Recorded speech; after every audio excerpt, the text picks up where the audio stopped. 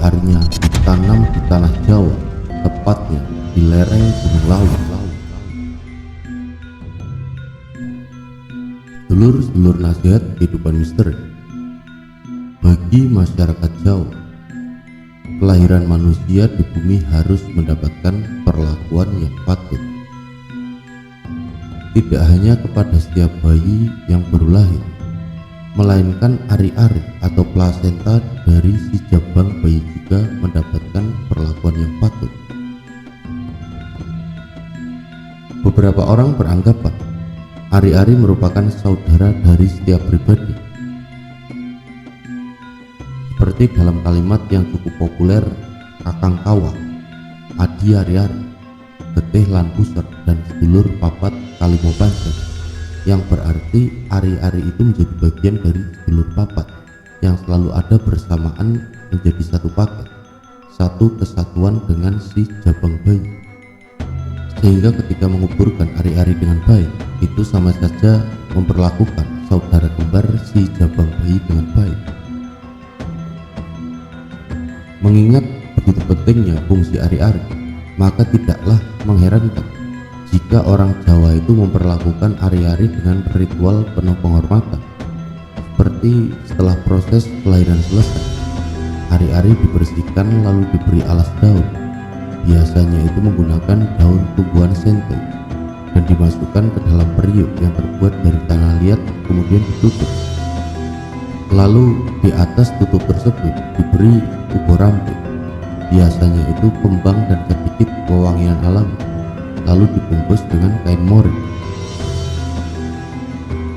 Nah, ari-ari yang sudah terbungkus mori itu lantas dikubur ke dalam lubang sepanjang satu lengan orang dewasa. Yang berhak menguburkan adalah ayah kandung atau kakek si bayi atau siapa saja laki-laki yang mempunyai hubungan paling dekat dengan bayi. Sebelum mengubur, disarankan untuk menyucikan diri terlebih dahulu. Nah, jika beragama Islam, wudhu dan memakai wewangian misalnya. Nah, membawanya pun dengan cara diemban atau digendong menyamping di pinggang. Di atas kuburan, ari-ari kemudian diberi pagar dari bambu atau dengan tumpuan genteng atau keranjang, lalu diberi penerangan selama 35 hari. Nah, jika si jabang bayi itu berjenis kelamin perempuan, maka letak kuburan itu ada di sebelah kiri pintu utama rumah. Jika si jabang bayi berjenis kelamin laki-laki, kuburan ari-ari berada di sebelah kanan pintu utama rumah. Nah, lantas jika ada pertanyaan, kenapa harus seperti itu? Kenapa harus diberi penerangan? Bukankah sudah cukup dengan dikubur saja? Secara maknawi, memang ada maksud tertentu yang ingin disampaikan. Penerangan itu menjadi pralambang agar si jabang bayi beserta ari-arinya selalu diberi pepadang atau penerang dalam menjalani kehidupan di dunia ini. Dulur-dulur nasihat kehidupan misteri. Namun ada sedikit logika menarik sebagai alternatif cara pandang terhadap keberadaan penerang atau lampu di koordinat tempat ari-ari dikubur, yaitu lampu atau penerang tersebut menjadi media komunikasi, simbol bahwa di rumah tersebut ada penduduk bayi baru, sehingga siapapun yang berada di radius dekat kubur ari-ari ada baiknya menjaga sikap dan menahan diri untuk tidak terlalu berbicara dengan volume suara yang keras supaya tidak mengganggu si jabang bayi. Ojo rame-rame, ono bayi lagi turu. Artinya jangan ramai, ada bayi sedang tidur. Nah, ini memberikan pelajaran bahwa bayi harus berada di lingkungan yang baik, lingkungan yang kondusif untuk tumbuh kembang bayi nantinya. Karena tentu saja lingkungan yang punya andil cukup besar dalam proses pertumbuhan setiap manusia, dimulai sejak bayi lahir hingga bayi berusia 35 hari. Nah, dalam perhitungan kalender Jawa itu disebut selapanan, selapan dino, yang diambil dari siklus hari pasaran, Pahing, Pon, Wage, Kliwon, Legi. Nah, dalam kurun 35 hari awal itulah si jabang bayi dan lingkungannya harus terjaga dengan baik, steril dari hal-hal negatif, termasuk suara-suara dengan volume yang mungkin belum diterima oleh si jabang bayi yang sedang beradaptasi dengan lingkungan yang baru, sehingga hanya suara dengan volume dan frekuensi tertentu saja yang dapat ia serap. Maka tak mengherankan pula jika secara refleks dan spontan ketika bertemu si Jepang bayi, orang dewasa akan mengubah sikapnya menjadi ramah, penuh senyum, berkata dengan susunan nada yang indah, seperti bersenandung.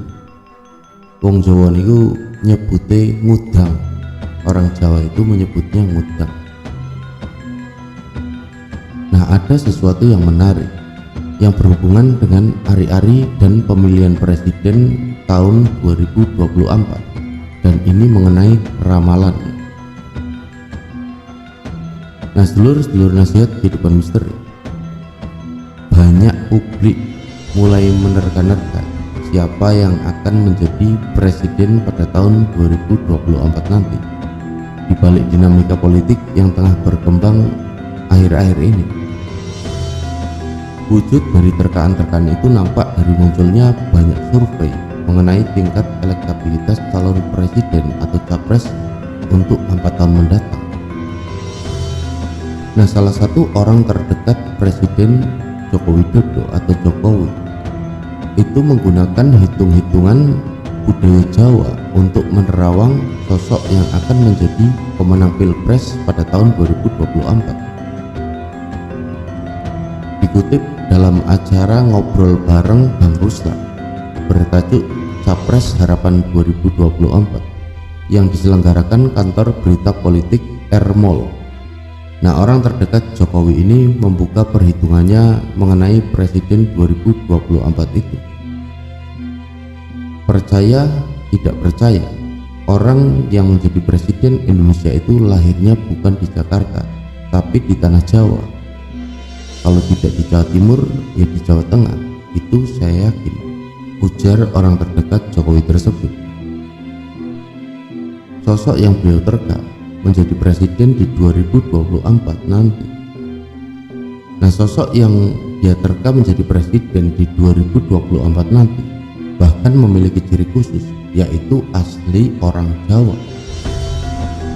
Dalam artian dia itu lahir di situ dan plasentanya ari-ari dikubur di tempat tertentu di wilayah Jawa Tengah atau Jawa Timur. Dia menambahkan, jadi ari-arinya harus ditanam di tanah Pulau Jawa, yaitu Jawa Tengah, Jawa Timur, di lereng Gunung Merbabu dan Gunung Lawu atau Gunung Slamet.